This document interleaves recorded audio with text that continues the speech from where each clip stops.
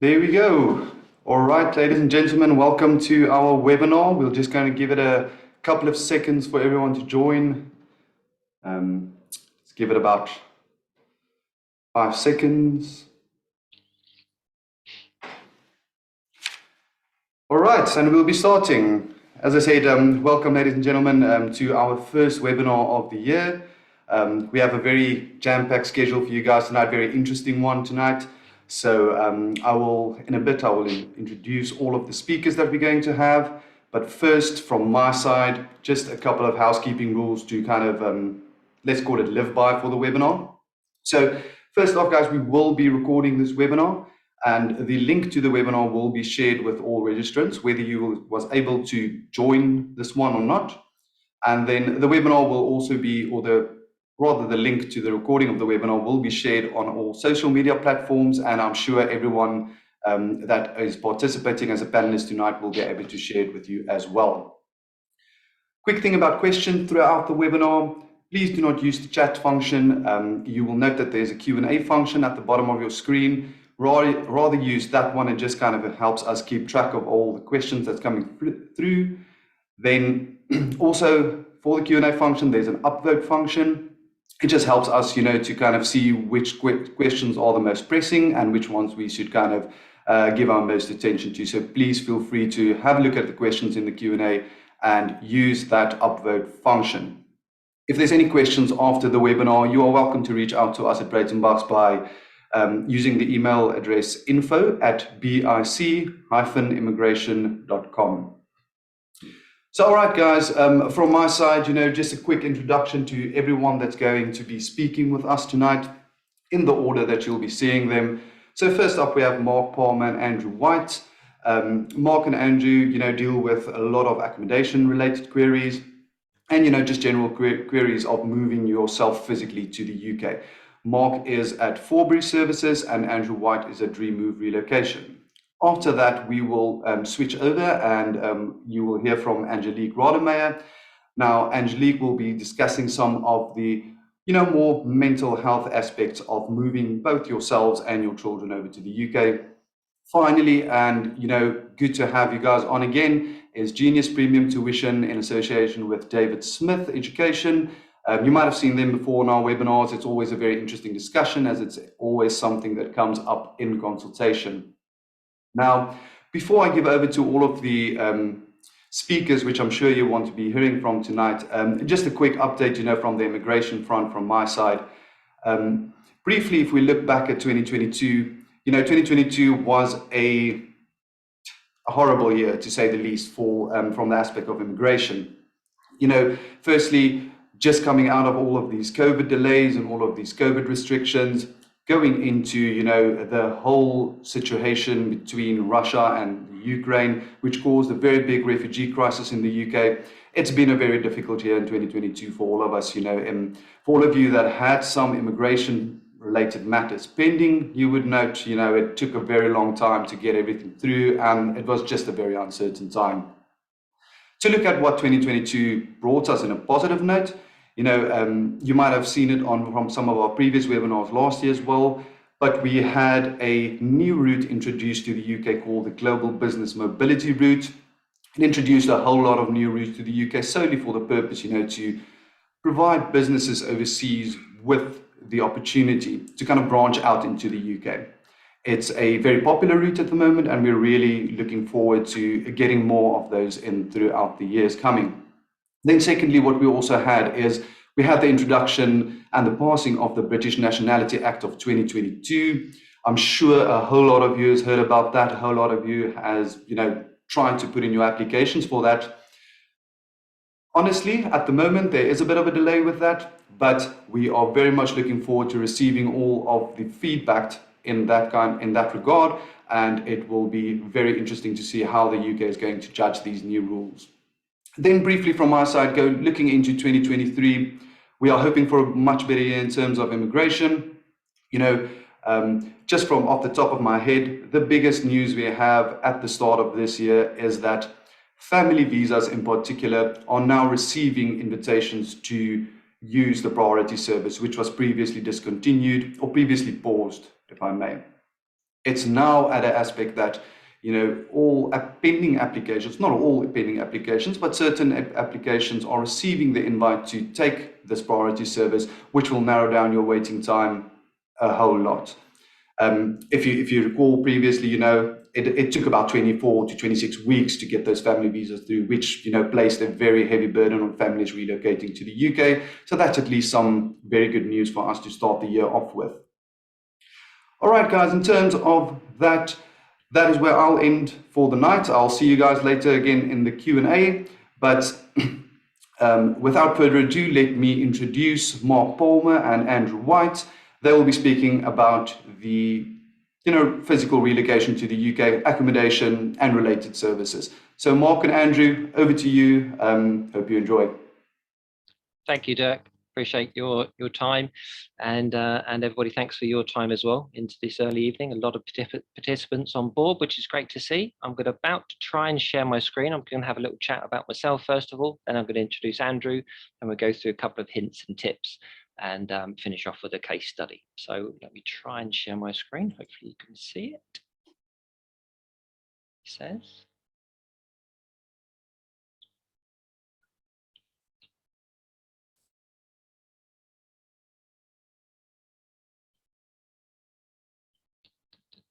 Apologies for this.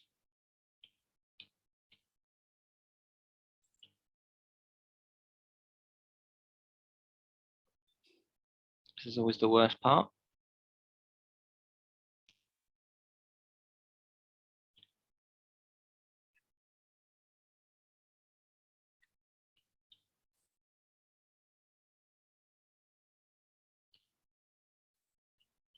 Try again. Ah, right. Can you see it? Good. We can see it. Go ahead. Excellent. Thank you. Right. So my name is Mark Palmer, and I'm for a company called Forbury Services in Reading, in Berkshire, west of London. So everything that I do is involved around property. I've been in property since 1986, as you say. When the world was in black and white, I was only 10. I'm joking about 10, obviously. I have a lot of grey hair to prove otherwise. So I'm in my 37th year of talking about property, and all I do all day is talk to estate agents. I look at videos of houses, walk around houses, view houses. And for the first 21 years, I was an estate agent selling houses up to a director level. And for the last 15 years, I've been dealing with the corporate relocation. So I'll switch from selling houses to the rental side. So I've got experience on both sides of the fence as such. About 5 years ago, a friend of mine was running a lettings and property management company with 250 properties, and was asking somebody to cover a maternity cover, and all the people in the office were females, and they wanted a male in the office. And I did some work for him in a consultancy before, and he asked me, could I help him run the lettings department? And I thought, great, it will help me in my sort of retraining and helping with contracts and dilapidations and checkouts and things like this, and getting to know how an agent background actually works. It would help me in my relocation position. I ended up staying there just under 2 years under consultancy, which is brilliant for me, great for my clients as well, because when we approach looking for properties of people, that's our prime job here, is to find houses of people, because you're coming over here from other countries in South Africa, which we deal with a lot, as you can see. It's a big problem. There's a big shortage of houses, massive shortage of houses, as we all know. It's extremely difficult to find a property when you're living locally. Put into that southern hemisphere, thousands of miles traveling around, it's even tougher for everybody. It's super tough. If you have pets and fur babies, which I know quite a few people do as well, it's even tougher, because there are something like 50, 100 people inquiring over every property. It's so hard, super tough. So when we have to find a property with all those red flags to the local agent, because they want an easier life, they don't want to be doing a hard life when they could meet somebody around the corner who works locally. Maybe kids go to school locally, maybe don't have pets, but we deal with people and everything, because you're moving lock, stock and barrel. So you're going to bring your pets and your furniture, etc., etc. So we have to really be, we're the only people that will really care for you, because we have to try to, you are our clients, you are paying clients for us. So the landlord pays the estate agent, and it's always going to be on the landlord's side. So if they've got a choice you've got to try and get through the estate agent, through the landlord, and to try and get the best possible can. So the way we try to do that is that we have built up over the years, many years, lots of relationships, like a black book of contacts between myself and Andrew. Generally speaking, I cover the south of England and Andrew covers the north of England. But we have to deal with many people from different walks of life. We dealt with many South Africans, and over the last couple of years, or 2 or 3 years, with COVID, even more with lockdown and red list, etc. My stepdaughter's from Johannesburg, so I have a bit of a connection there. My social media lady is from Cape Town, which I've booked flights yesterday to fly to in December, so it should be great, and see everybody over there and do our experience. It'll be great for me. We have to advise people when you come over here, we have to remind you the traffic lights over here are called robots to you. I can joke about that. And the circles are our roundabouts. We can help you with all types of things to help you settle in, whether it's getting your Bry supplies or your borrowers or anything at all. We're here to try and help. Every person we deal with, myself, Andrew, are all coming internationally. We don't generally deal with many English clients. So we're very much used to helping people coming from another location, effectively.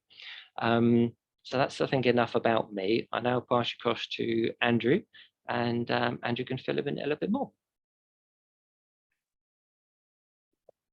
Thanks, Mark, and yeah, thank you to the Breytenbachs team as well for inviting us onto the webinar, and hopefully we can add some useful content for everyone involved. Bit about myself: I've always been interested in property. Family have been in property, so growing up, actually bought my first property in 2004 when I was 19, and just always loved. It's more of a hobby than a job, and yeah, been involved in relocation since 2008. Worked for a large company for 5 years, helping with moves from all over the world, corporate moves, individual with pets, and then set up myself with a small team in 2013. So we just turned 10 as of January the 8th. I was looking back on some of the stats. We've done over 1,250 moves.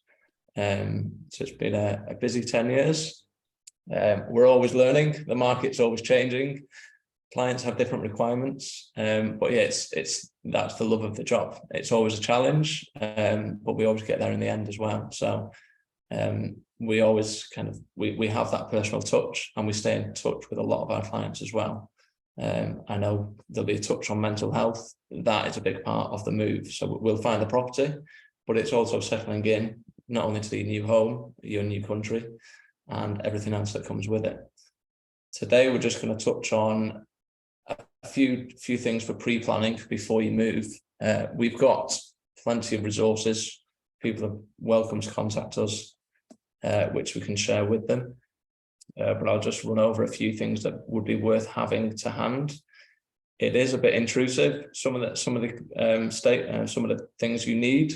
So if you don't want to share them, you would have to share them with the agent when making an application. But it's just a little overview of what you would need to do in effect.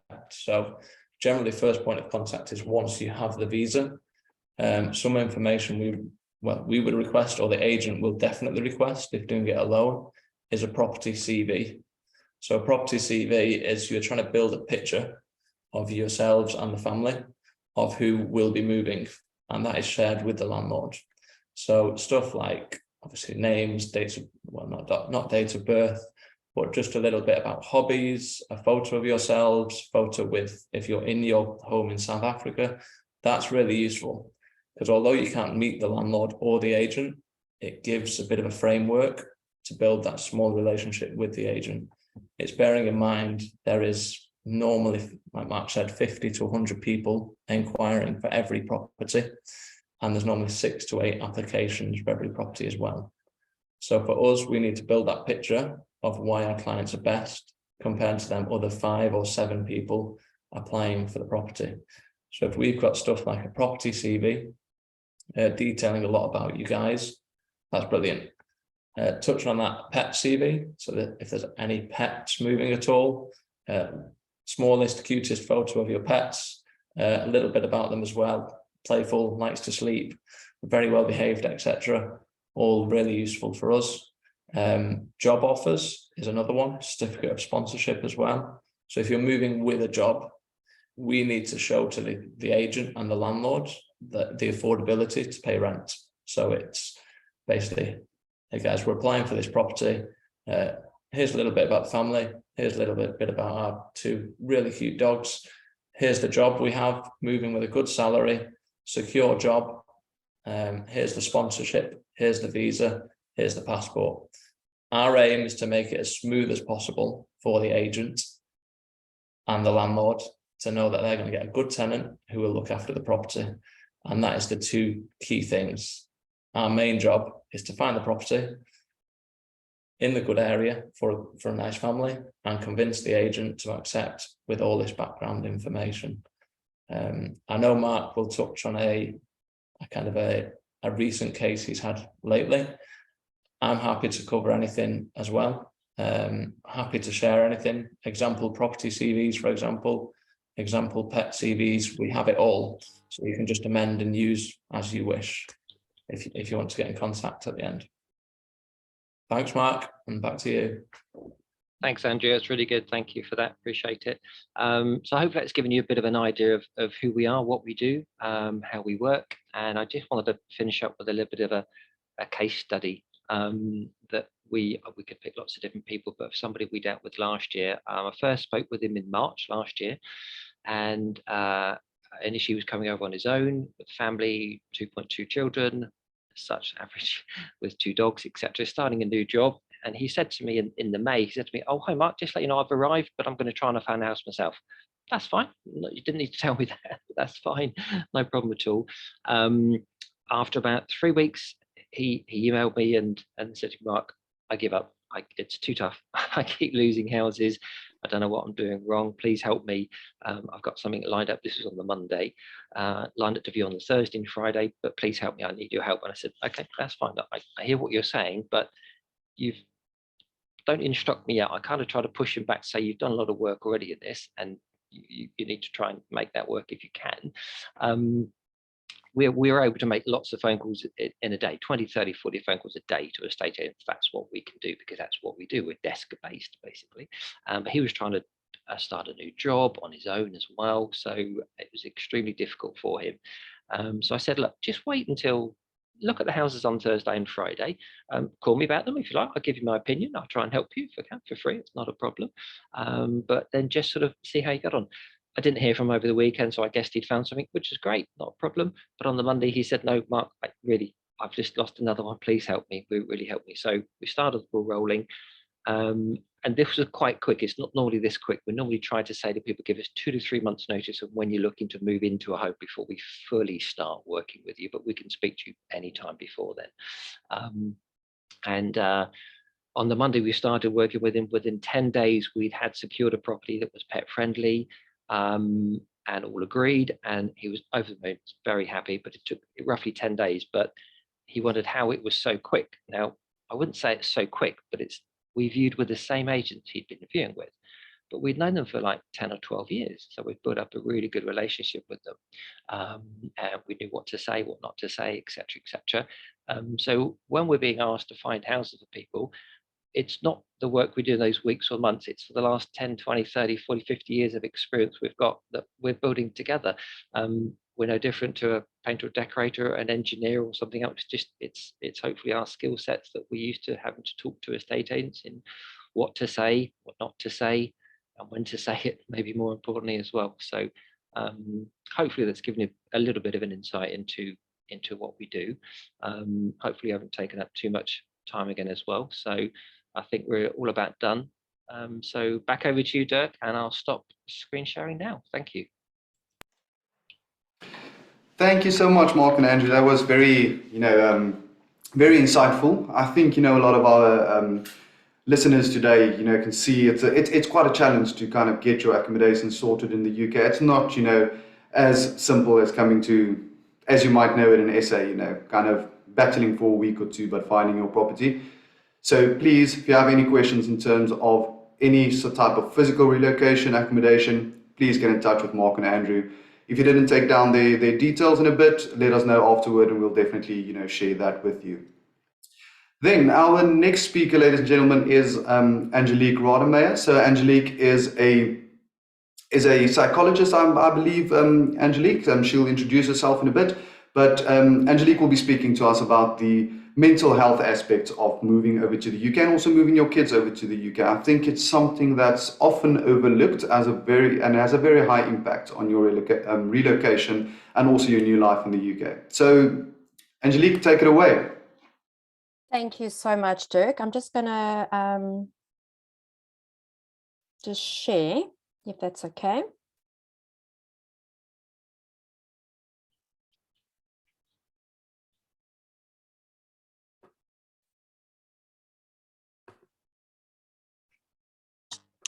Sorry, Dirk, I think the share button is actually not visible at the moment. Oh, there we go.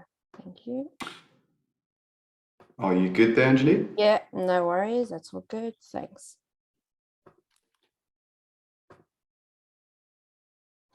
Okay, thank you. Is that all good, Dirk? Can you see me? Yep, that's absolutely fine, Angelique. Take it away.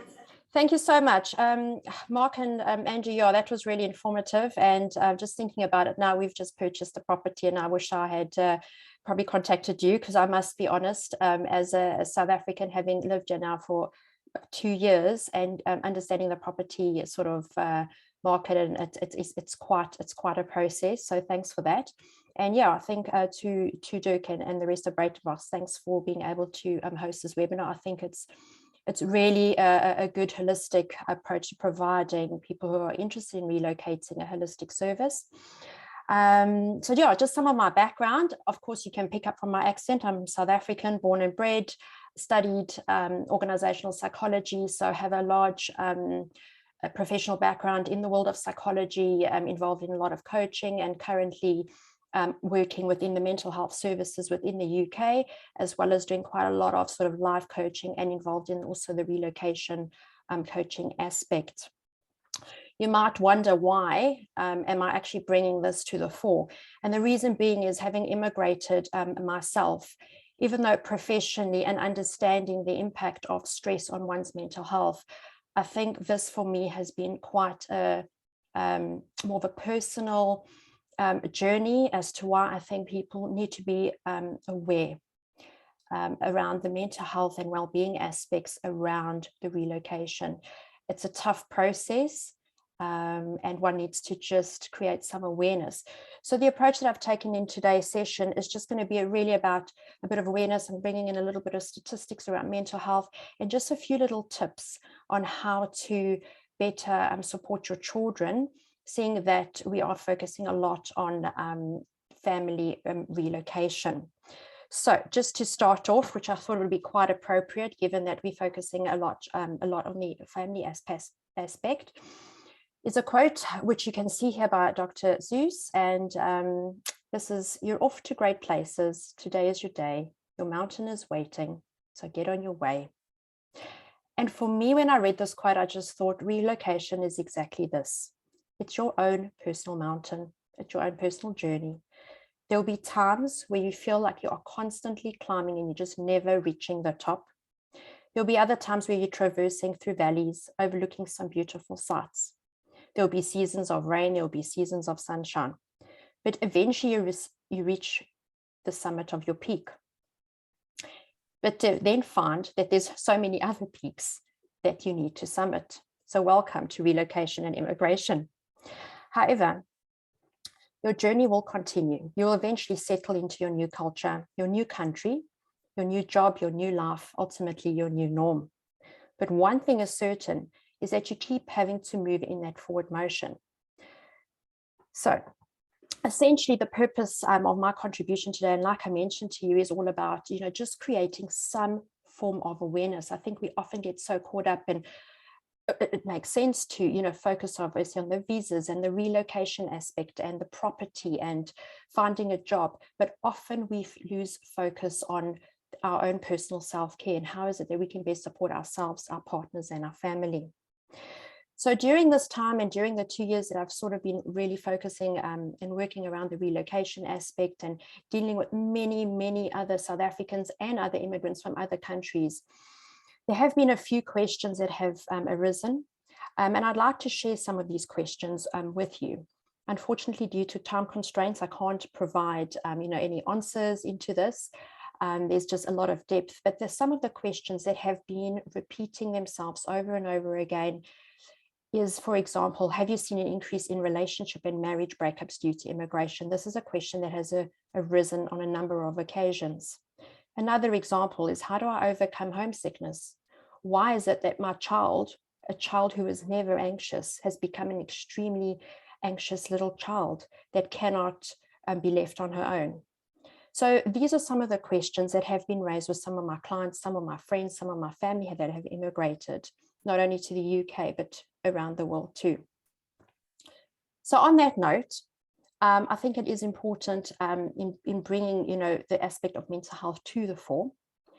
And just before, getting into some sort of tips and how to better support your family, I'd just like to share what it is we mean by mental health.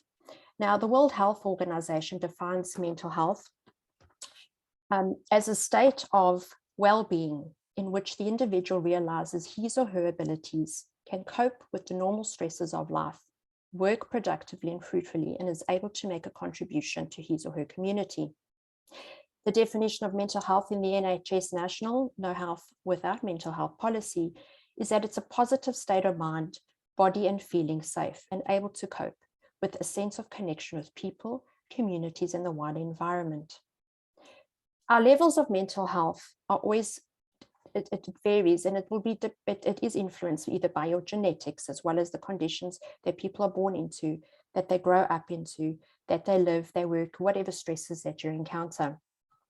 Something quite interesting within the next slide, and I also don't want it to frighten you, but I just thought, I just want to bring a bit of objectivity in some of the stats, because I know some of our registrants and, might be more focused on the objective side of mental health. But mental health alone in the UK approximately costs about £105 billion per year. 1 in 4 adults and 1 in 10 children experience mental health illness, according to NHS England. Something that is quite, scary when I read about this is that suicide rates, attempted suicide and in actual, suicide is found the highest in men between the ages of 40 and 49. And you may find that there's a lot of families that are moving over where the men are falling within this age. Amongst children living cross-culturally, 33% of children are feeling misunderstood by parents. 41% are misunderstood by friends in their host countries, and 67% by friends in their passport countries. So thus often you'll find that children may feel that there's this lack of the sense of belonging. And ultimately, having a sense of belonging is essential to one's health and well-being. Just slightly adapted, I'm not going to go into the detail, I don't want to do like a PowerPoint, death by PowerPoint, but some of the protective and risk factors which one must bear in mind, and this has been adapted by the Mental Health of First Aid of England.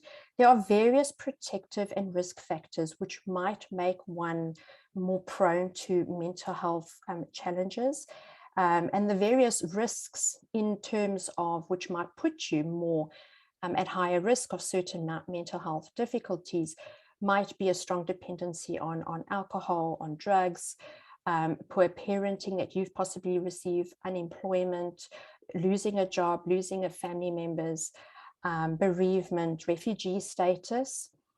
This is something that within the mental health services we're seeing quite a lot of, disconnection. And one of the other things that puts you at risk is also the relocation.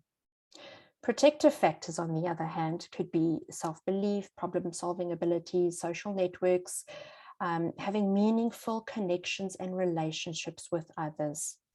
Now, this is not an exhaustive list, there's many others, but I thought I'd just highlight some of the things that may protect you against the severity of mental illness and some of the risk factors that might put you at a higher rate. So before I get into this, some of the questions I've had put forward to me is, what sometimes just makes relocation so difficult? And I did really sit and think about this. And at the start, even getting to the point of wanting to decide to immigrate is a decision in itself. Then you start the whole process of, the decision to leave. You then have to, gather whether do you have the right passport or not, what are the visa requirements and so forth. You then look at possibly the moving checklist, what is required when you need to move. Selling your car, your house, your furniture, do you sell it, do you rent it, and so forth. Now, once again, it's also not an exhaustive list here, but it's just to highlight the continuous decision making that needs to be done. The next thing is the actual move, the flights, the packing, and so forth. The other element is leaving well, and this is something that I am going to be going into a little bit more detail in the next few slides. And the supporting your children. How do we do that? What do we do, especially when our own capacity as the parents, as the adults, are so low during these extreme times of stress? Securing schools. How do you know which schools to go to? Securing employment. Engaging in the culture, in your newfound culture. What do you do? How do you know where to go? And there's just so many different aspects that one needs to focus on in terms of the decisions that you need to make. Securing a home. And these seem to be all those big decisions, but what about the smaller day-to-day decisions? And I know you may laugh, but for example, this was a big thing for me, is what tea do I like? Where do you go and buy the nicest piece of meat so that you can make your biltong? Or on which shops do they sell, your Mrs. Ball's chutney or your Omar rusks? And those are such small little decisions you would make when you're in your own home country, because you know exactly where you go. But the small decisions add up. So then sometimes when people ask, but why is it that marriages or relationships might break? Can you actually see the extensiveness of the amount of decisions that you actually make on a daily basis, in addition to the normal day-to-day decisions that you need to make of like what you're going to eat, what you're going to, dress, and so forth? The mentally taxing nature of all the decisions that goes into the process of immigration ultimately can lead to mental exhaustion if you are not aware of the things that keeps you going and keeps your head above water. Ultimately, mental exhaustion may cause you to start focusing so inward in towards yourself that you start disconnecting firstly from yourself, you start disconnecting from those around you, and then essentially it just breaks in those relationships. So we may have that question of coming to leaving well, which is one of those decisions that one also has. And the reason I'm wanting to just bring this to the fore is that there's a lot of decisions that can be made around here, but it's also important essentially that if one leaves well, you'll find it is better to actually engage in your newfound home. So if you are brave enough to say goodbye, life will reward you with a new hello. So take note, when you leave, you're not only just leaving physically, you're leaving yours and the world of your children's. You're losing your status, your lifestyle, your possessions, your face-to-face relationships that you have. You're losing the past that wasn't and the loss of a past that was. You'll see I've also highlighted here, there's the stress and pressure that all these decisions make on relocation puts a lot of pressure on yourself as well as your families. The time when your children actually need you the most is the time when you are going to have the least capacity. And that is why, from a personal perspective, I went through it myself, where there were times I didn't even know how I was going to even cope. And I could see my little children, who are now aged 4 going on 5 and 8, they needed me the most during this time of immigration.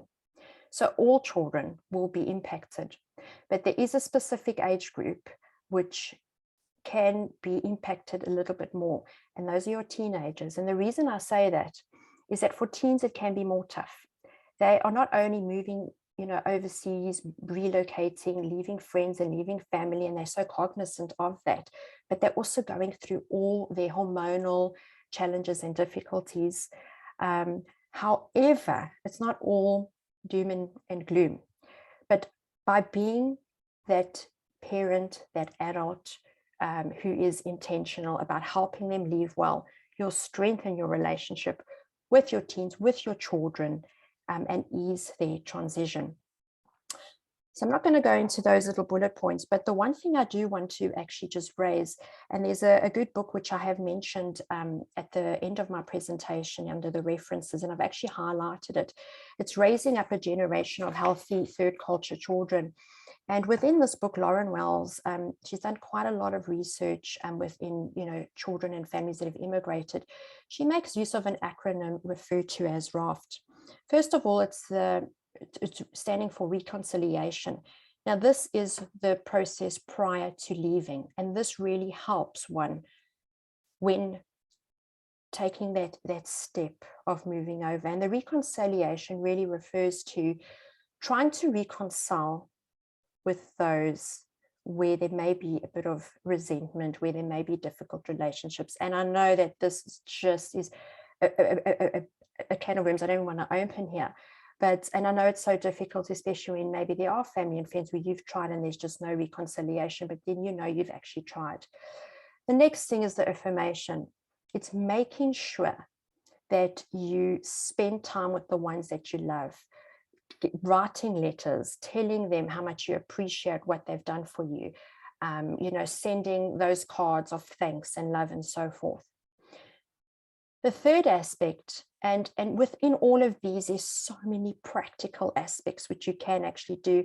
And I'd be more than happy for you to pop me a mail and just, ask me for some of the practical aspects, which I'd love to share. But farewell that's not only with regards to the farewells of saying goodbye to people, but that's also to things. A nice little exercise here would be, especially for young children, is you going to all your favorite places and giving them maybe a little disposable camera where they take photos, print it, and then they can take it with them. And then finally is the think destination. And this is where you can get quite creative around, where you could get maybe younger children to, do collages of all the awesome activities and places of interest in their newfound country that they could put together. You could do a lot of YouTube clips where you can just watch, and just to create that excitement of the new country that they're going to be moving to. So these are just a few little practical aspects that you could bring in. And this ultimately, by supporting your children, will minimize the impact of severe mental illness. It will also help the bond and their transition. Another area which you could help to support your children, prior to relocation, and that also just links into the thinking about the destination, is really about the training and education. And I know Genius Premium is going to come in here, where they're going to obviously speak a lot about, the schools and all of that. And I think being able to really do your groundwork and your research here really helps to understand the schooling system, understanding the type of culture that you're moving to. Another important element, and this is very much which is a difficult thing because it's not always so tangible, but it's really trying to understand and learn, what is it that your children like, dislike, what are their triggers, what makes them feel that they are under pressure. So start observing them. If you haven't immigrated yet and you've still got another year or so, start observing those things that either make them super happy, that make them calm, because those are the things that you're going to need to implement once you've actually relocated. Yes, I must be honest, sometimes you don't even know how stress may impact a child or even yourself. But if you can start putting these little measures in place, identify what strains them. Is it being surrounded by people all day? Because then you know that when you move over, and this is something that they are surrounded by people all day, they are going to, act in different ways. It's important also to keep that routine going. I know with COVID, obviously a lot of kids' activities have been brought in an online space. So whether you're in the season of the transition, or you haven't even moved yet, you sign your kids up to various activities, whether it is online or in person, and that will really help them just to maintain that regular activity. And ultimately also for yourselves as the adults, try and have that fun. Once you've moved over, and this is so paramount actually, and there's such a really good statement which I quite like by Brene Brown, and she just says, who we are and how we engage with the world are much stronger predictors of how our children will do than what we know about parenting. And the reason I've brought this up is that it doesn't matter what we say or do, it is how we role model. Role modeling is absolutely essential in trying to adapt and increase the resilience of your children during the process of relocation. By choosing to immigrate, you have chosen to live in a different culture. So you can't prevent your children from adapting into that new culture. And I think that is sometimes where some of us parents might go actually wrong. There's a very nice 13-minute clip, which I'm not going to show you now, but it's in my reference list. It's a TED Talks discussion. And it is all about what you should and shouldn't do when moving and engaging in a new culture. And one of the things is, don't be that person that's going to constantly confront others because of the way they're doing things is not right, because you think the way you know how things should be done is the right way, because that's just really emulating a sense of more arrogance and that your way is the only way. Don't constantly complain that things may not be done the certain way that you used to. But in the same breath, actually, do not completely conform, because at the end of the day, you still have your own values, you still have your own roots, you still have your own culture. So it's trying to find that happy sort of medium or balance. On that, teach your children and teach yourself to just be a student of their new land and not a teacher to doing things our culture way. And the reason I say that is because the more you think your own culture is the right way, the more you say it and the more you emulate that, that is exactly how your children are going to struggle with. And they will find that there's this huge disconnect about what my family says and what my parents say and how they are interacting at school, because essentially you're wanting your children to integrate as best possible in their newfound land.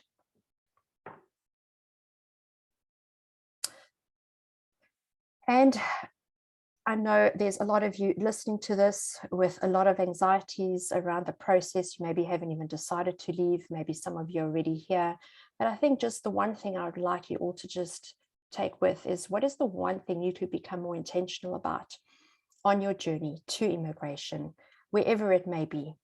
I'm sure there's all areas that we can better grow in. And if you need to reach out, please, my email is at the bottom. If you have any comments, insights, or if you would like support through your transition of relocation. I thank you very much for this. And then on the last slide, you'll just see a number of the references that I have referred to. So thank you and good luck. Yeah, thank you very much for that, Angelique. I think, guys, very, very informative piece of presentation there. Kind of makes you think, have we really considered, what the kind of mental aspect is going to be, mental health aspects rather, and, to our children. Yeah, makes one think. And then on that note, guys, on another aspect of children, and the moment I'm sure a lot of you have been waiting for, always one of the most informative ones you can get, I'd introduce to you Dean and Shiria from Genius Premium Tuition and David Smith from David Smith Education. Guys, take it away. Yeah, I'm sure the audience are keen to hear what you guys have to say. Perfect. Thanks so much, Dirk, and thanks, Angelique. That was excellent. I'd like to just confirm, perhaps, Shiria, that you can see my screen. Yes, perfect. Excellent. Okay. So what we're going to do is start with a brief introduction of myself and Shiria and David, move into what our companies do and the context for our presentation. And then we're going to be talking on a whole lot of, I suppose, challenges that families face when they have school-aged children moving from South Africa to the UK. So very briefly on myself, I've been working at Genius for the last 8 or so years. Started out as a tutor. I was out there in the students' homes, working with them, mostly maths and science. I did close to 2,000 hours, and in many cases working with families, whose children are moving to the UK. For the last 7 or so years, I've been a manager at Genius, working more from a kind of operational and strategic role. And now I work very closely with the education management team in Joburg and the education management team in Cape Town, who are working with families, doing assessments and leading the educational processes that take kids through in preparation from South African schools to UK schools. We'll talk more about that in a second. Over to Shiria, who's going to introduce herself. Hi, everyone. As Dean said, my name is Shiria. I'm one of the education managers at Junior's Premium Tuition. I've got my degree in science, my honors degree in psychology, and myself tutored over 1,000 hours of lessons as well in the last couple of years. Specifically, I have a soft spot for the remedial education space and also the relocation tuition space and everything that goes with that, because there are so many other elements to it than just tuition. And yeah, we have worked with so many different families and so many different kids in the last while, just supporting them through the whole process. Over to you, David. Thanks very much, Dean. Sure. My name's David, and I'm based just outside of London in the UK. Done a few degrees, as you can see on the screen there, but perhaps most importantly, I worked for 30 years in UK independent schools in a variety of roles, both academic leadership, pastoral leadership, and became a deputy headmaster. 4 years ago, I set up my own company, and I work with a number of connections, particularly in South Africa at the moment with JP and Genius, supporting families and their children, offering advice on the different pathways that you can follow, and perhaps most importantly, just the whole administration on the admissions process. Thanks. All right. So just again, very briefly on Genius, we are a 3-decade-old company. For at least the last 10 years, when I've been around, we've been working very closely with families, specifically moving from South African schools and to the UK. Why? So we'll get into details about the kind of challenges that arise throughout the course of the presentation. But in a nutshell, there are regularly gaps, not only because students will go from a grade to a year that's much higher in the UK, but also because we're talking about going from one curriculum, typically the IEB, or the CAPS curriculum, to really the UK national curriculum and becoming accustomed with the tests that they have there, the GCSEs and the A-levels. So as a company, we've taught over 300,000 lessons in the last 30 years, many of which have been in the IEB, CAPS curriculum, Cambridge curriculum, and the UK national curriculum, and a variety of other international curricula and entrance tests. So just to give a summary, I suppose, of the kind of challenge that families will face.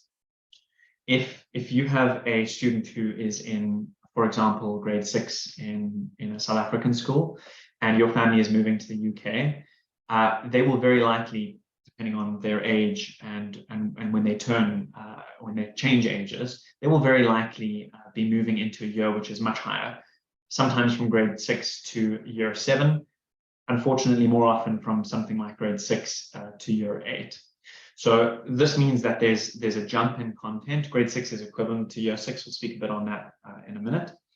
But also they're changing curricula. Even if they were going from grade 6 to year 6, these curricula are just sampling different information that students are expected to know in English and maths and science and the variety of social sciences that are on offer.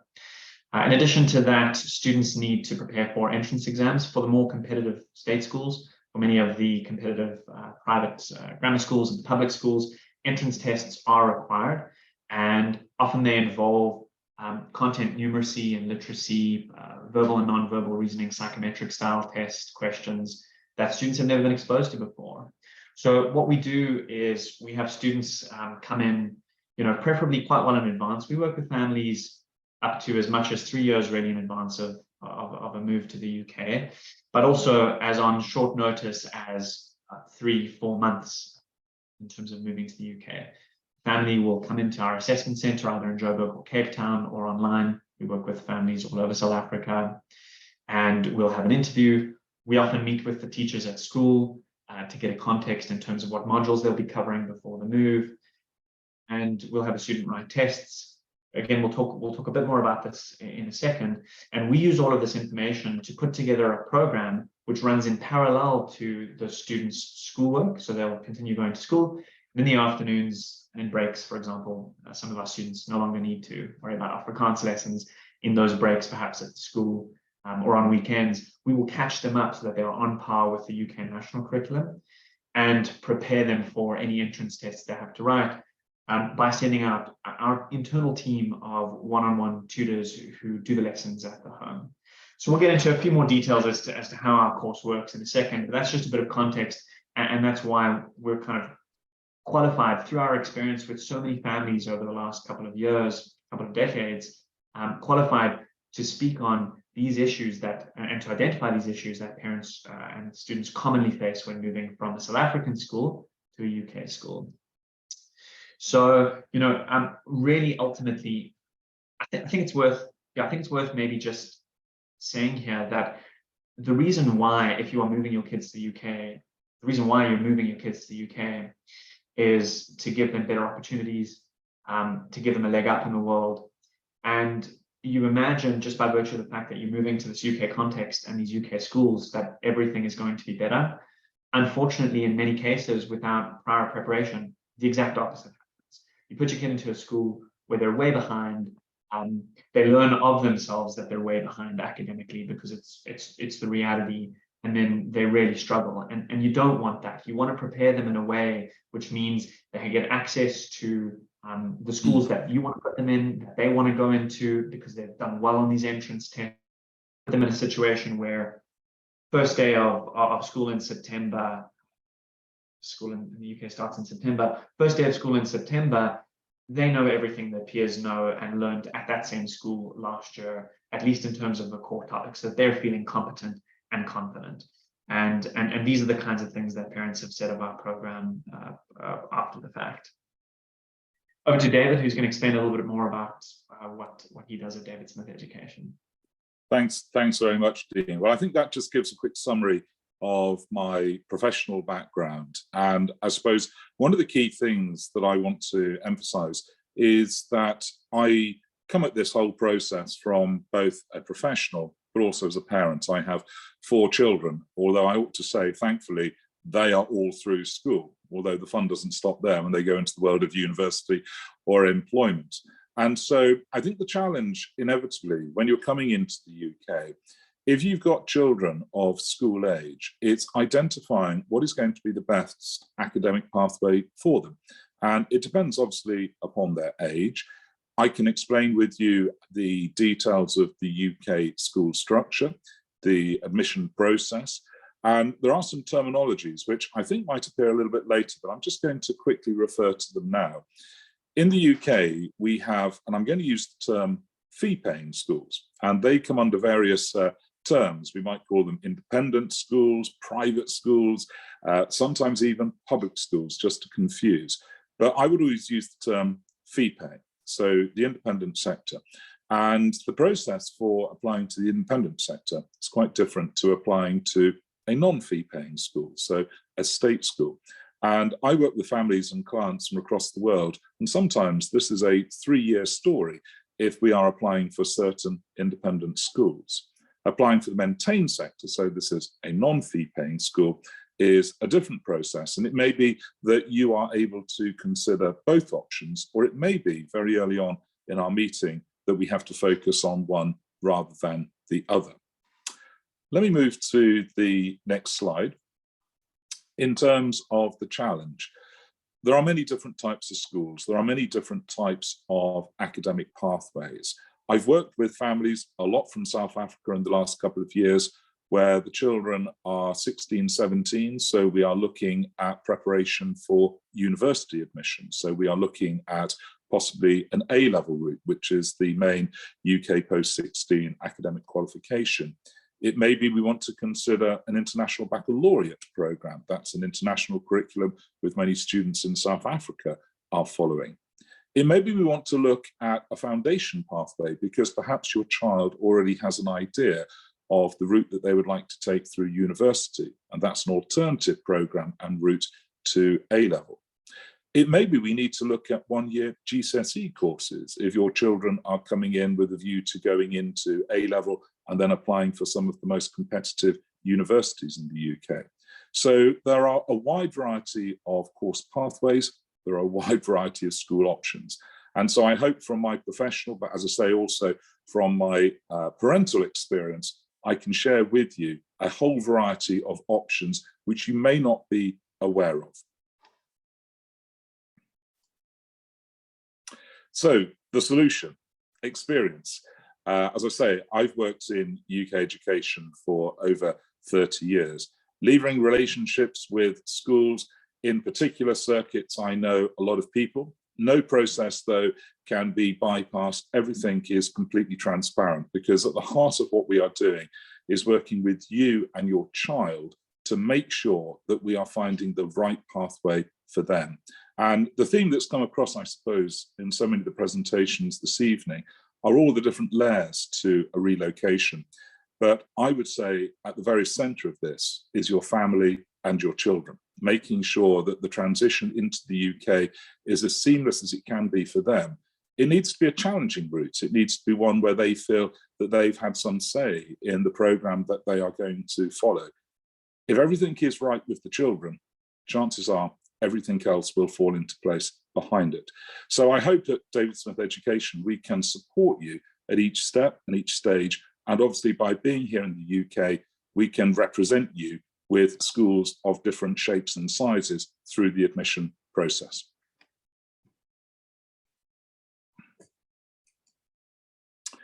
So the benefits, options and entry pathways, I hope we can simplify them. We can explain the nature of the UK academic year. We can make sure you understand the requirements for access to different programs, particularly if university is the end goal.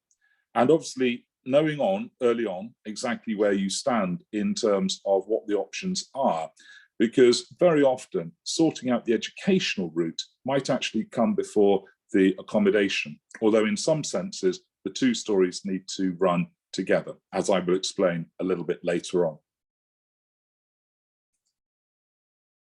Thanks so much, David. Perfect. So just a brief overview of the kind of things we're going to be discussing. We're going to be talking about the types of schools in the UK, in contrast with South African schools, how South African grades compare to years in the UK, and what year your child will be going into.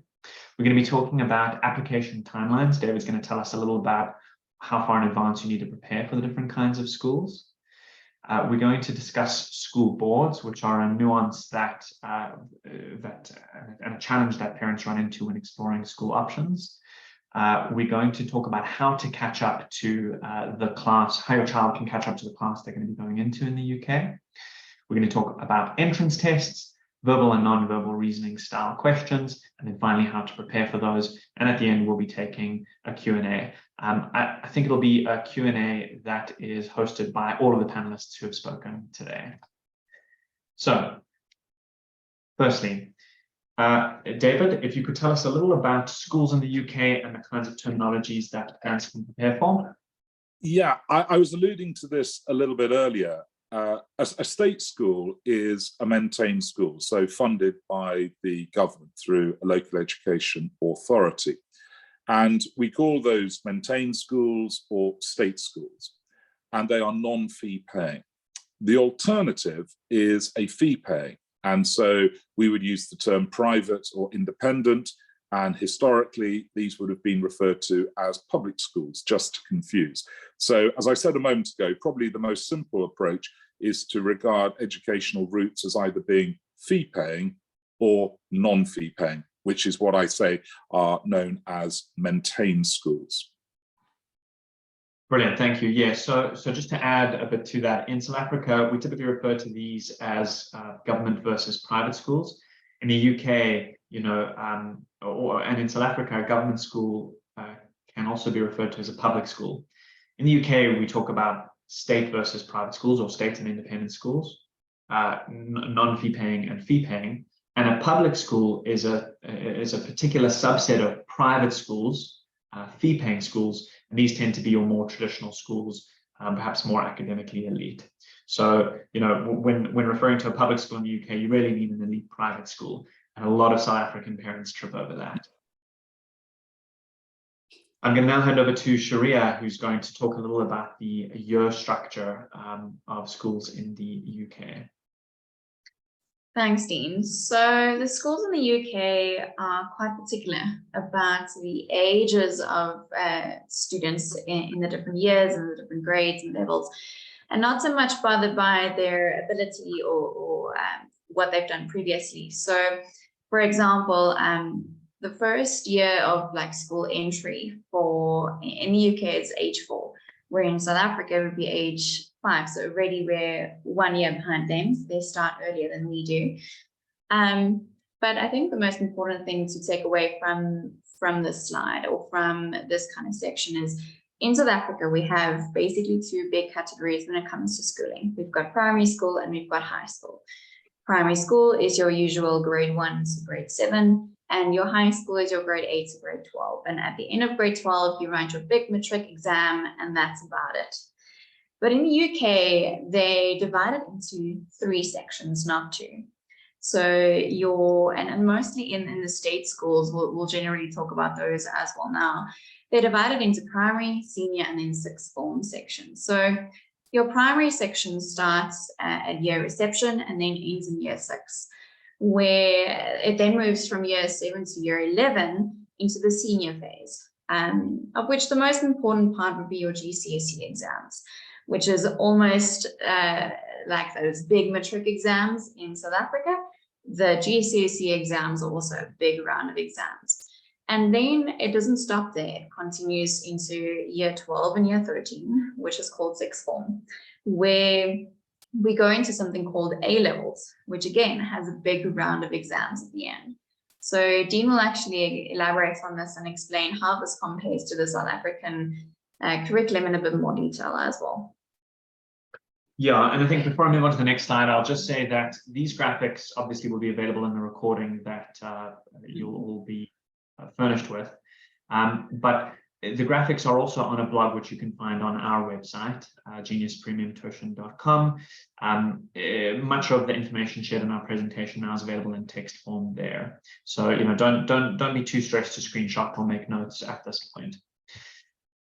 When we talk about school in South Africa, we talk about grade 1 through grade 12. And when we talk about school in the UK, we talk about year 1 through to year 13. This is a tough thing for parents to wrap their heads around, in my experience. What is not meant by this is that grade 12 is the academic equivalent of year 13. That would have made everything quite a lot simpler. So in a South African school, the whole you can almost view it as your whole schooling career is about preparing you for these final matric exams. We call them the matric exams. Whereas in the UK, as Shiria alluded to, there are these 2 kind of major breakpoints. The first of which are your GCSEs, which is a 2-year course over year 10 and year 11. Some schools will do it over the 3 years, year 9, 10, and 11. And then there are your A-levels, which are year 12 and year 13. Now, in a minute, David's going to talk a little more on specifically what the GCSEs and your A-levels entail and how it connects to your university applications. But it's worth just understanding the academic difference here. You know, when we talk about grade 12, we mean a certain standard of math and English. And that standard is far more equivalent to year 12 content in a UK school than it is to year 13. We're going to talk about Cambridge and how it fits into the picture a couple of slides down the line, and I can use some examples from there. I think this is all neatly tied up if you understand that after a South African student finishes grade 12, they will go on to do a 3-year degree in South Africa, in many cases, not in all, obviously, and then finish that with a 4th year where they complete at an honours level. Whereas in the UK, they will finish their, let's say, so-called high school or 6th form in year 13 and go on to do a 3-year degree which is the equivalent of an honours level degree. And that's actually finally where the whole academic system lines up, finally enough, is at the end of a 4-year honours degree in South Africa, or at the end of a 3-year honours level degree in the UK. So I'm going to hand over to David now, who's going to talk a little on the GCSEs, and then after that on the A-levels. So GCSE stands for a General Certificate of Secondary Education. And as Dean and Shiria were explaining, it's a 2-year program, which would start traditionally in year 10, and then exams are done in a linear fashion at the end of year 11. So one of my first questions with any client is, how old is your child? Because coming into the UK, if your child is 15 in September, when our academic year starts, by age, they should be going into year 11. That is the middle of GCSE. And if at all possible, that wants to be avoided. In the same fashion, coming into the UK with a child who is 17, that would put them in the middle of A-level, which again is a 2-year program. So a year 10 admission point is a very good start point, or a year 12. But to come in the middle is not ideal. GCSEs normally in schools will include what we call a core program. And so that would be English, language, possibly literature as well, maths and the sciences. So that's what we call the core compulsory program. In addition to that combination of 5, possibly 6, your child will then do an additional 3, possibly 4. And in some schools, you might even have a child doing 11 or 12 GCSEs, which is probably a little bit too many. So those exams are done at the end of year 11. In the 6th form for A-level, which stands for advanced level, if we can move to the next slide, there we go. So A-level, again, it's a 2-year program, year 12 and year 13. The vast majority of students in the UK will study 3 subjects for their A-levels, and their choices for those 3 subjects will be driven in very large part about what their intentions are for university. So, for example, if you were planning to go on to study a degree in engineering, then your A-levels are pretty well prescribed for you. You will be doing maths, you will be doing physics, you'll probably be doing further maths as well, which might actually take you to 4 A-levels if you were to do a 3rd science as well. But university offers are based upon 3 A-levels, and so the vast majority of students will do 3. There are no compulsory subjects. So if your child doesn't like maths, they don't have to do maths at A-level. You choose the 3 subjects that you wish to do. So I'm a historian, I did history, and then I did geography and English. So I studied 3 A-levels and used those to go on to do a history degree. And as Dean and Shiria said, those results or those exams are done at the end of a 2-year course. So it's a linear program, and they count then for your university admission. However, university applications are done at the end of year 12, start of year 13, in advance of doing your exams. And so offers will be conditional based upon your performance when you complete at the end of year 13. An alternative program that I mentioned earlier is the International Baccalaureate. That is an international exam qualification which students study around the world, including the UK. And for that program, students will study 6 subjects. So it's a very different program to the IB. It is popular, probably more so in the independent sector than within the maintained sector, but it's one of the academic pathways that we can discuss so that you understand how that option may or perhaps may not be suitable for your child.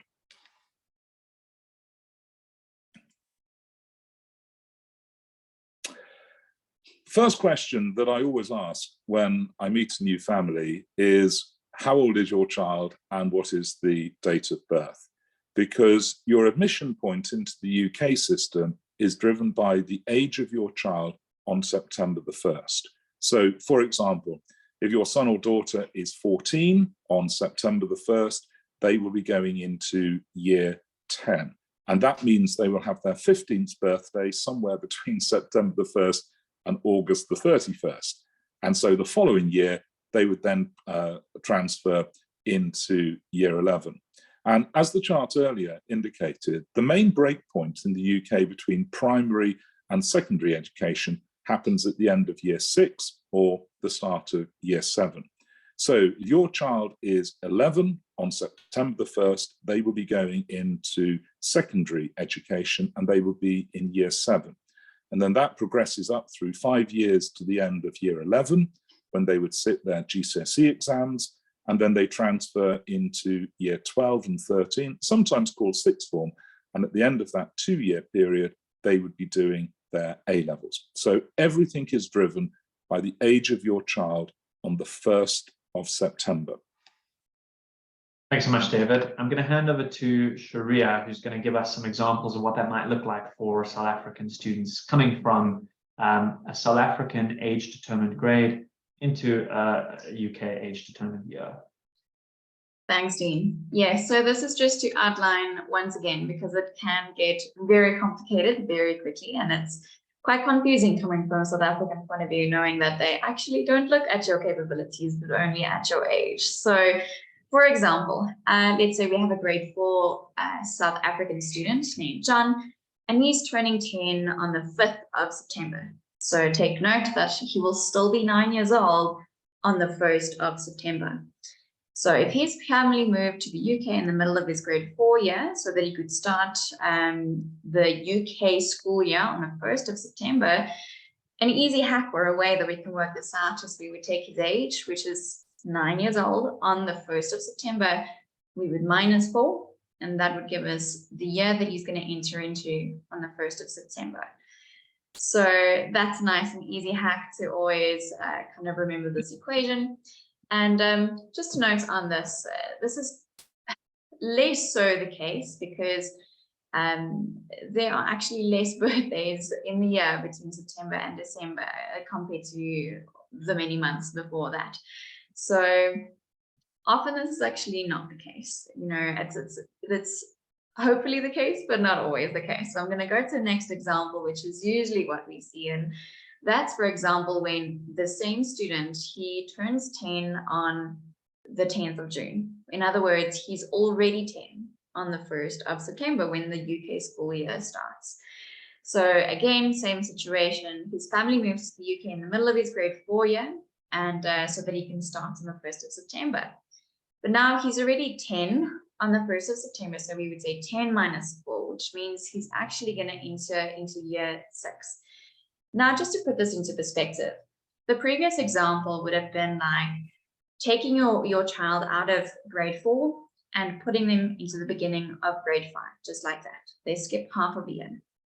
Example number 2 that we have in front of us here is you take your child out of the middle of grade 4, they skip a year and a half and they go into the beginning of grade 6. Now that's why this is much more challenging for the students to cope with due to obvious academic reasons, but sometimes there's a maturity element to it as well. And Dean can add to that as well. Yeah, so just to say, that's only the technical jump, but you're not moving your child from the middle of grade 4 to a South African beginning of grade 6. You're moving them to an entirely different curriculum, and that has to be kept in mind. So this seems like quite a scary scenario, and I think many parents are surprised when they discover that this actually tends to be the case more often than not. It's just a consequence of moving your child from, whether it is a school in South Africa to a private school in the UK or a state school. Although I'm given to understand that in certain contexts, the private schools can be a little more forgiving, but more often than not, you're going to end up in a situation where you are forced to move your child into this year, which is determined by their age. Just to elaborate on something Shiria said earlier, it tends to be the case that they only go half a year up if they are born between September and December, because of the way that we determine grades for age in South Africa and then years for age in the UK. Although it's not always the case, and it tends to be the case that if they are born between January and August, that they will be going up a year and a half. So again, that's a worse heuristic than just taking the age on the 1st of December and minusing 4, but it should just give you a sense of where you're headed. I'm going to head over to the next slide here now. where perhaps, David, you can just tell us a bit about, if you could elaborate more. I know you touched on it already when you were discussing the GCSEs and the A-levels, but the natural entry points. And if you could just expand on the kind of problems that parents will face into if they're moving in September this year, for example, and their children are the right age to move into year 11 or the right age to move into year 13 in September. Go ahead. Yeah, the natural year is to obviously get your child into a year group on September the 1st, where they're not in the middle of what we would call the public exams. The GCSEs are sat at the end of year 11. It's a 2-year program. So as we've put on the slide here, the real challenge would be if you're coming to the UK and you're trying to get your child into year 11, which is what they would be by age, and likewise year 13. That will raise a number of obstacles and difficulties. The natural intake years, the really good one would be year 7. When your child is 11 on September the 1st. Year 9, again, is another good entry point. That's when your child would be 13. Some schools, as Dean and Shiria were saying, will start their GCSE content in year 9.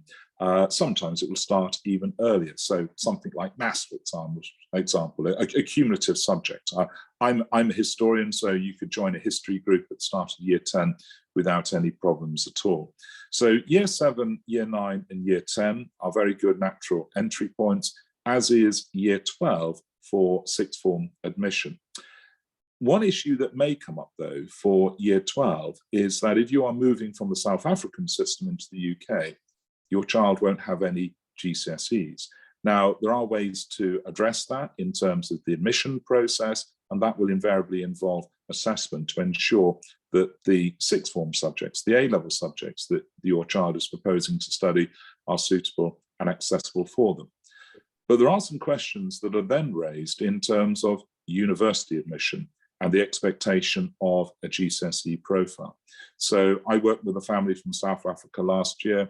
Their son has come into the UK, he was 16, and he has done a 1-year intensive GCSE course prior to starting his A-levels this year in September.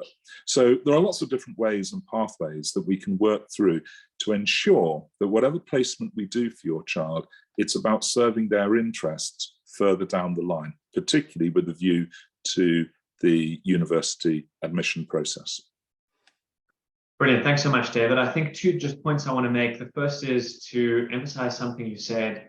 If your child is moving into year 12, they will not have completed their GCSEs. This is not a train smash. So although GCSEs are required for entry into universities in the UK, there is an understanding that they've come from a different school system. However, that doesn't mean you don't need to pay attention. Careful attention needs to be paid because the right thing needs to be done for your child prior to A-levels, whether that is, for example, David mentioned a student doing an intensive 1-year GCSE course before entering A-levels, or even what many of our students will do is prepare for at least a handful of core GCSEs before their move and actually write them here in South Africa using either the Cambridge system or another board. We'll talk about the exam boards in a minute, but writing a set of GCSEs, at least the core subjects, to complement your A-level portfolio when applying for university in the UK.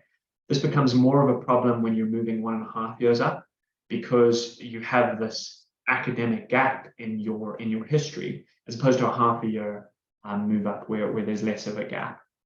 So perfect, thank you. And then the final thing, just to perhaps give South African families an idea of what it means if you move into year 11, the beginning of year 11, what it means that it's halfway through the GCSE course, or into year 13 that it's halfway through the A-level course. This would be like moving your child into a new IEB school halfway through matric.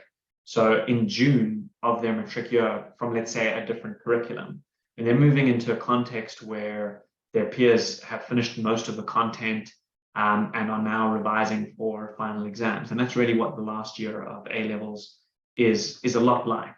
So you really want to avoid that scenario. And there are a whole bunch of creative options for parents who are in that situation that can be discussed with David and myself. So I'm going to head over to the next slide here. David, if you could just perhaps tell us a little more about the application timelines when it comes to applying for the various types of schools in the UK. Yes, if I take the state schools first of all, so again, this is non-fee paying, a maintained school. The timeline for this is going to be driven very much by your arrival in the UK, because to apply for a maintained school, you will need to have proof of residency at a UK address within the catchment area of that school. So having established the date of birth of your child, the next question is, where are you hoping to live? I work with a lot of local education authorities across the country. I get a regular feed in terms of availability. Families are coming into the UK at many different times across the year. And so we will find a placement for your child. However, the timeline for applying, if you apply for a maintained place, if you were planning to arrive in the UK, for example, in May this year, we're in the middle of February. If we were to do an application now, we would need to have proof of address as to where you are going to live to be able to apply. If an offer was to be made, if we had proof of address, the expectation would be that you would accept and your child would start that place normally within 3 to 4 weeks. A school will not be able to hold a place open for you for an arrival in 3 or 4 months, because obviously another family in situ may arrive and they need provision immediately. And so the timeline for a maintained school application is going to be driven very much by your plans in terms of what date you need to be in the UK, possibly for employment, and pegged to that then is the need to have the accommodation addressed. For an independent school, it's a very different process, and you do not need to have proof of residency for an independent school application. And depending which school we are working with, I work with some of the very well-known, very traditional independent schools. I also work with smaller independent schools, which are mainly geared towards, say, sixth form students. Then the timeline for admission can be very flexible depending upon your needs. Also, what we often do with independent sixth form colleges is we look at those that offer a January start, which perhaps sometimes works given the timing of the South African academic year. So it's very much on a case by case, but as I said, for a UK maintained school, you will need to have proof of residency. So it is the egg and chicken dilemma. But again, in terms of advising you on possible availability within certain local education authorities, I work with many and we have a regular feed in terms of what options and what availability there are. Excellent, thanks, David. So what I'm going to do is give a very brief. I've just noticed that we are we're now an hour and a half odd into our presentation. In very brief, I'm going to describe exam boards. So, you know, in South African schools, if you are doing an NSC matric, you have the private IEB system, and then you have the CAP system, which the different kind of states will control. Similarly, in the UK, if you go to a school and you're doing your GCSEs, there's no one GCSE exam. There are different exam boards, the most popular of which are the AQA, the OCR, and then EdXL's Pearson's EdXL exams. You know, and it's not that any of these are particularly harder necessarily, although there is a lot of information about the different nuances when it comes to, let's say, an AQA math test compared to an OCR math test.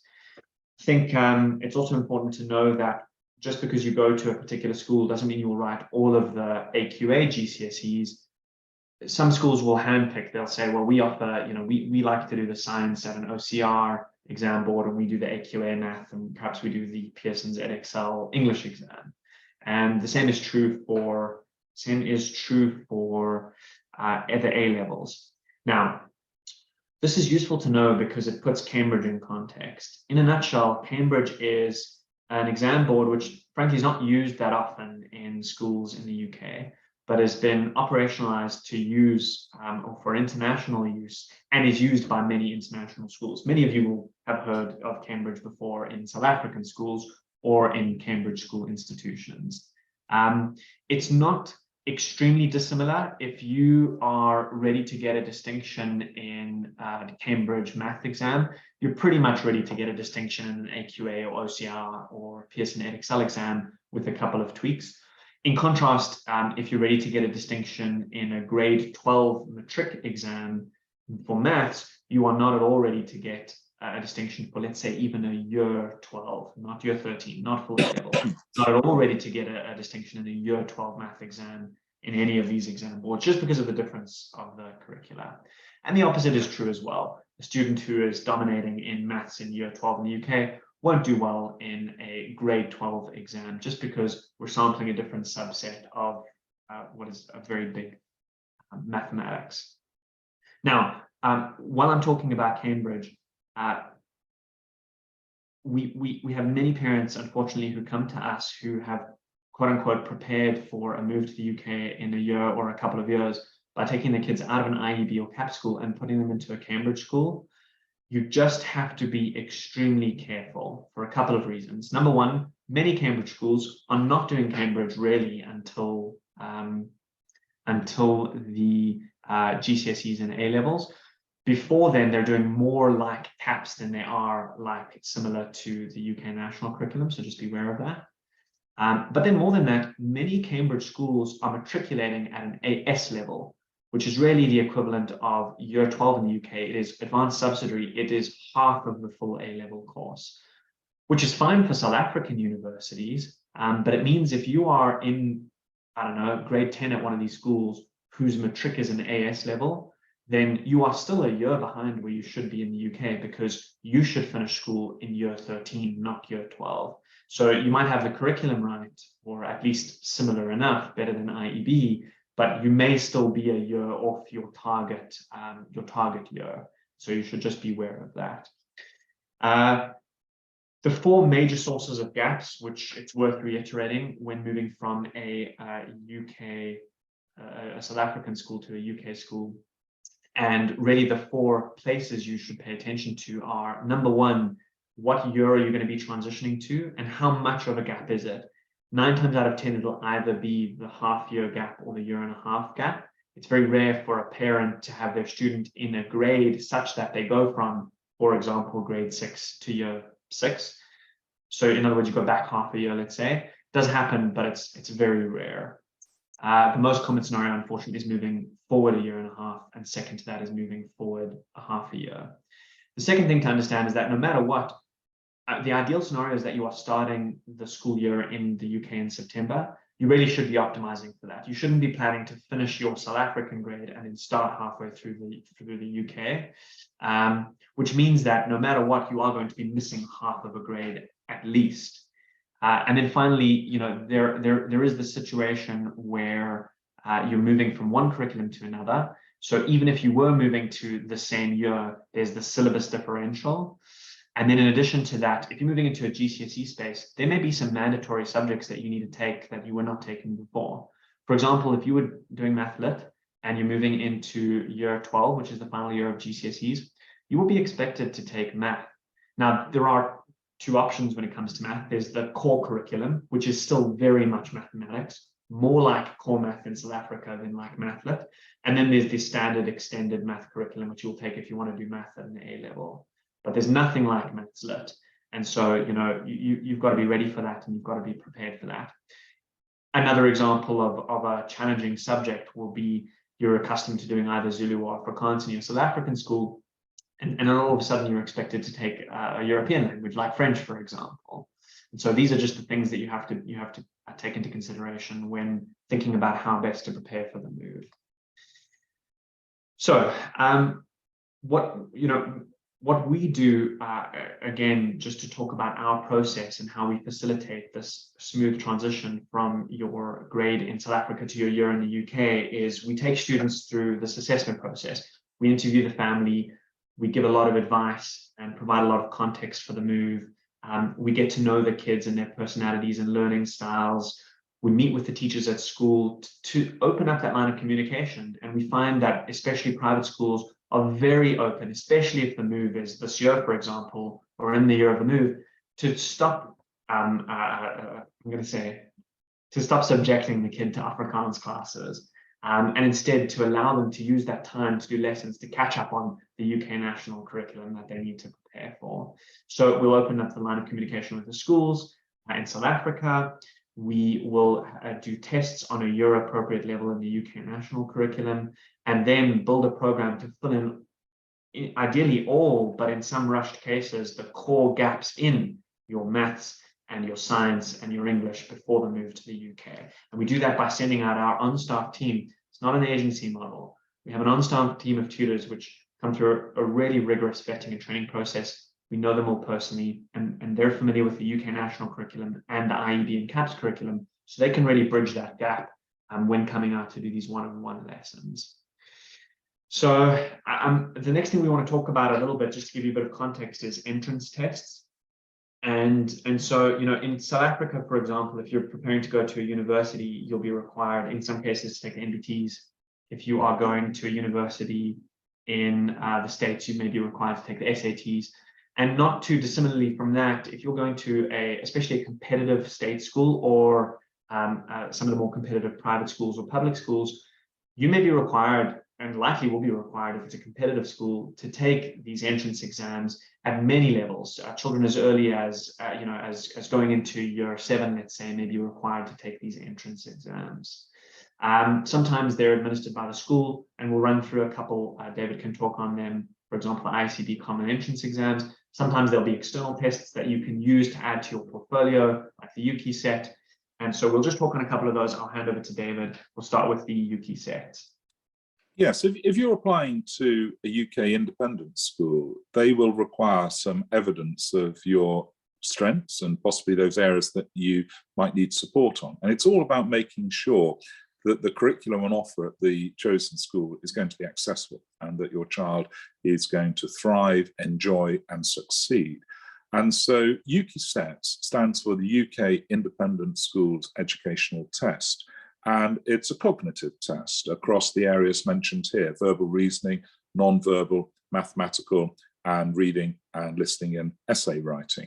So it's a cognitive assessment, but obviously you can have some support your child in terms of making them familiar with the nature and structure of that assessment. We work with a lot of independent schools that require a UKISET score. This can be arranged online for your child to do. It can be done normally within a British Council office or possibly within a school.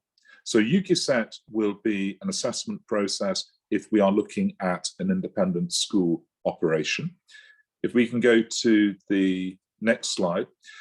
Some schools, depending on the age of your child, we would be looking at common entrance exams. So if you were arriving in the UK and your child was 9 or 10, we might be looking at what we call a preparatory school. So this is a fee-paying independent school supporting your child for assessment in year 8 for a transfer at the start of year 9.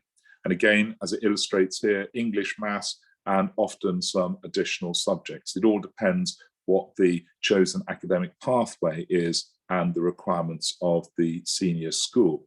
So for certain senior schools, that process towards assessment and admission will start as early as year 5 with assessments in year 6 for an entry in year 9. So for certain very traditional and very well-known UK independent schools, if a family would say that they would like a school placed at one of a handful of schools in September this year, it's not going to happen because that admission process is often, as I say, a 3-4 year cycle. For other independent schools, perhaps less selective independent schools, we can manage a process of admission over the course of a number of months with a September start.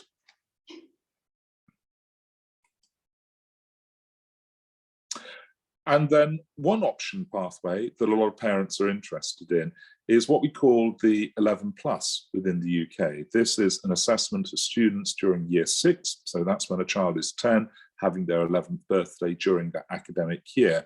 And this is for admission to selective maintained schools, or better known as grammar schools.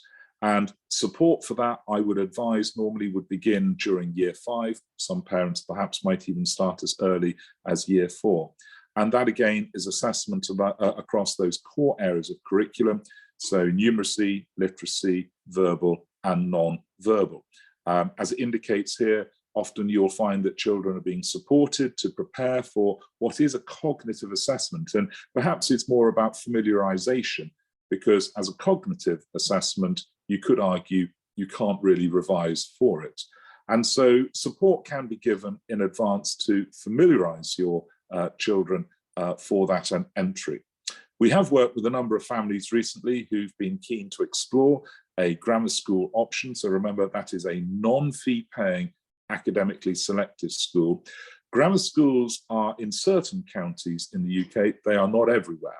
And so in terms of selecting where you may locate yourself, the presence of grammar schools within that county may be an important factor to consider. If your child is looking at a year 8 or a year 9 or even a year 10 admission point, grammar schools do hold assessment tests throughout the academic year, normally 3 times towards the end of the autumn term. So for us, that would be November, and then during the spring term, so that would be late February, early March, and then in the summer in June. And those entry assessments, especially the June one, would be for the following academic year. But as I said earlier, if you were hoping for a grammar school place and we were able to get your child registered for a February assessment and an offer was made, the expectation would be that your child would start that place within 3 to 4 weeks. So the timeline is very much driven by your timeline as a family for when you are planning to be in the UK.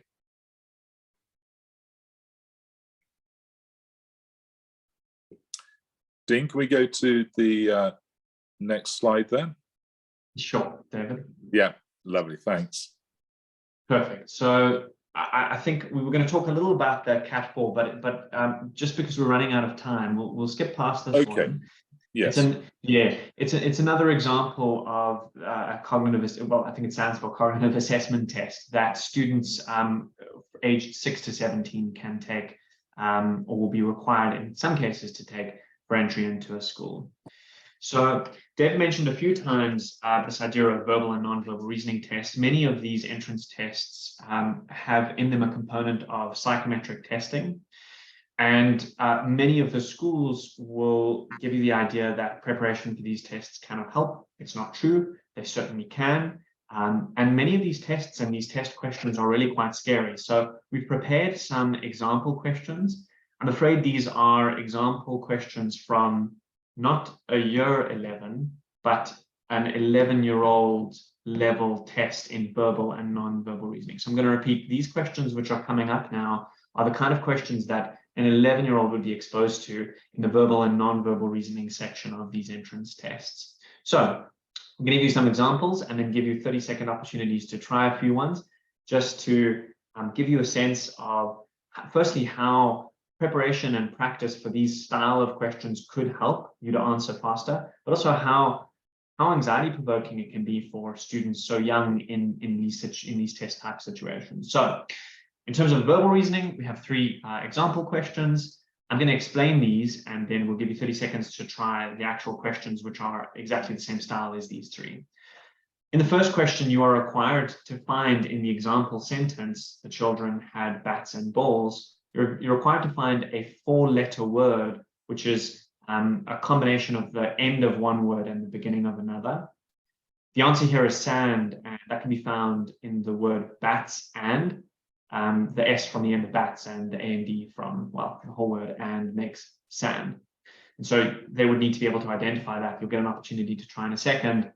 Question 2, you're given REA and AIR and asked to find 2 letters, and you can see the answer here, asked to find 2 letters which makes a complete word with REA and makes a complete word with AIR. So the answer here is CH, because it gives you reach, REACH, and separately it gives you chair, CHAIR.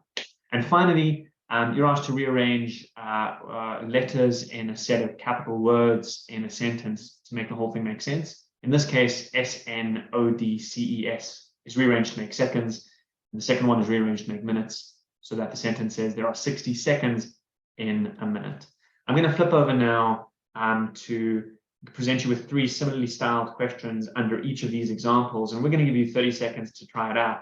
I invite the other panelists to try this out as well.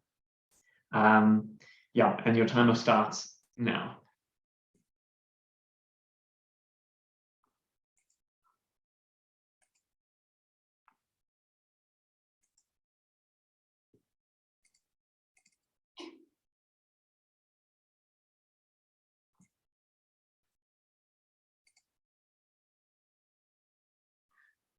You've got 10 seconds left.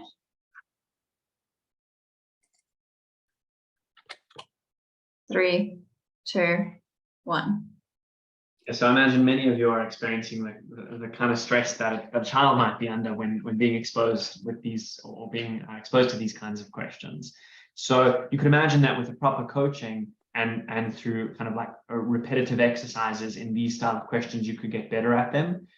In contrast with being confronted with these kind of questions and having to figure out what they want of you while you're in this exam situation. So it turns out that these are the 3 answers: stag, from most and aggravating, GE makes gauge and germ, and finally it's hammer is used to drive in nails. So again, this example is actually on our blog on the website. We're now going to very briefly do some non-verbal reasoning, which is the other kind of reasoning questions that they will be exposed to. What you're asked to do here is to fill in the blank. So these are standard matrices style reasoning questions. It's all pattern recognition, no language required. That's the point of non-verbal reasoning. So you're going to be given a bunch of options, and you need to select the best option which matches in question 1, the missing bottom left corner, in question 2, the 3rd block, and then finally, which of the options presented next to question 3 match the circle of 4 shapes that you're given. And again, you have 30 seconds. Your timer starts now.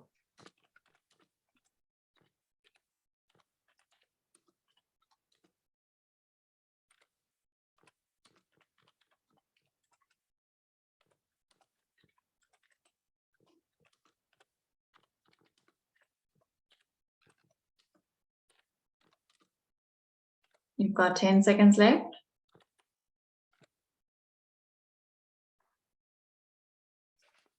3, 2, 1.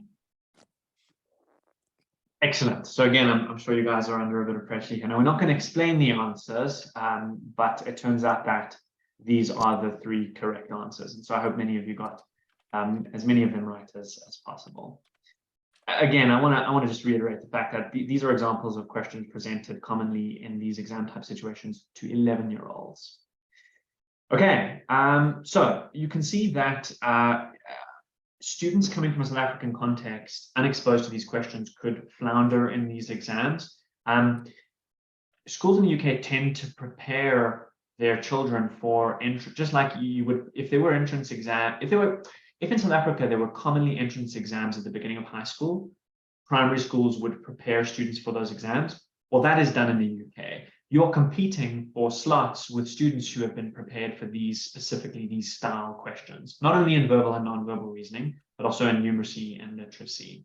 And so, there's this competition which you're confronted with, and the best thing to do is to practice and prepare to give your child the best opportunity. So what we do is, in preparation for these tests, we'll communicate with the schools and find out what are the kinds of tests that are being written. And we'll give them these tests, do very detailed diagnostics on their results, and then put a preparation course together, which again is exacted by tutors one-on-one, coming out to the home, sitting down and working through the content according to a lesson plan that we've prepared them with. So these are some of the kinds of things that parents have said of our program, having been through it. Very convenient and professional assessment. A big note for parents has been that the lessons happen in between the kids' extracurricular activities and on the parents' schedule, whatever is most convenient. The fact that the tutors come out to the home or to the school during school hours or just after school.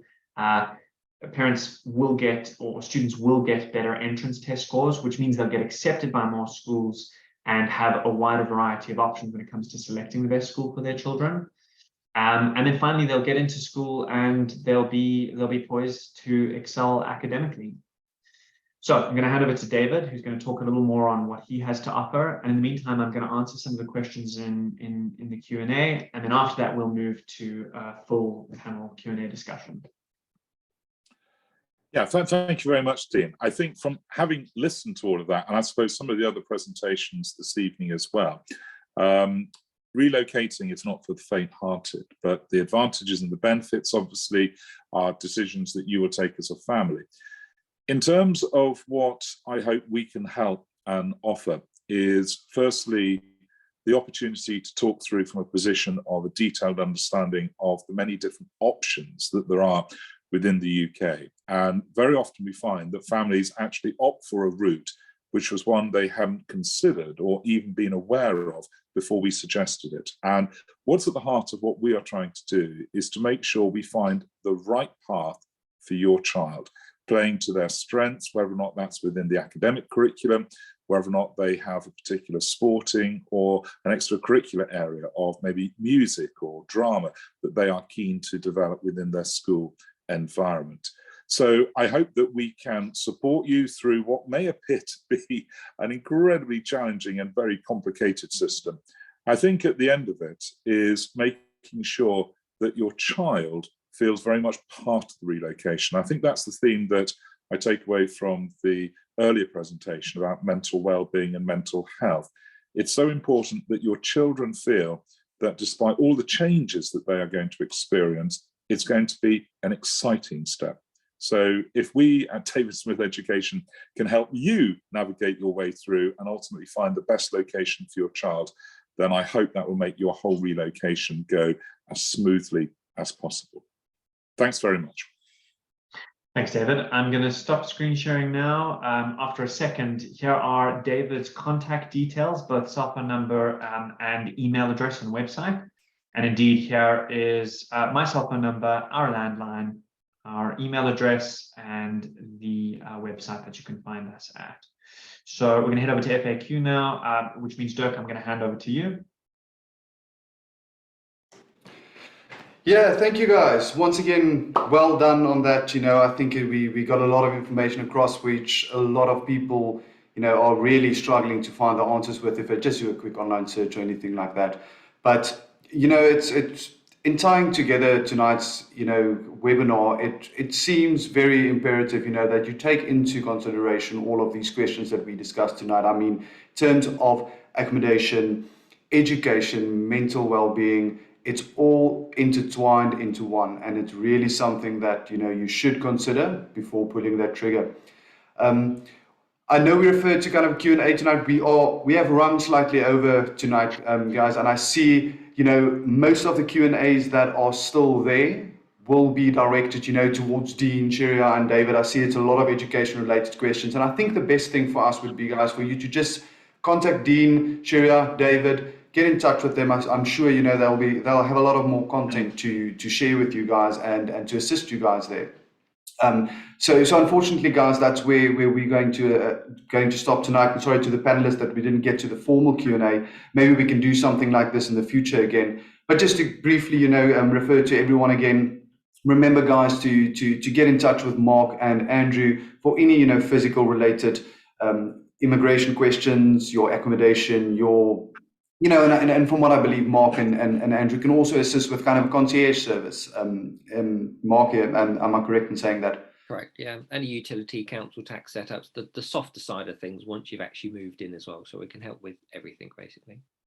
Yeah, there you have it, guys. That's kind of a good setup to have in your corner, if I can say it like that. And then, Angelique, thank you as well for joining. Thank you for all of the insights you've given us about the mental well-being. I'm sure you'll be having a lot of questions in terms of that.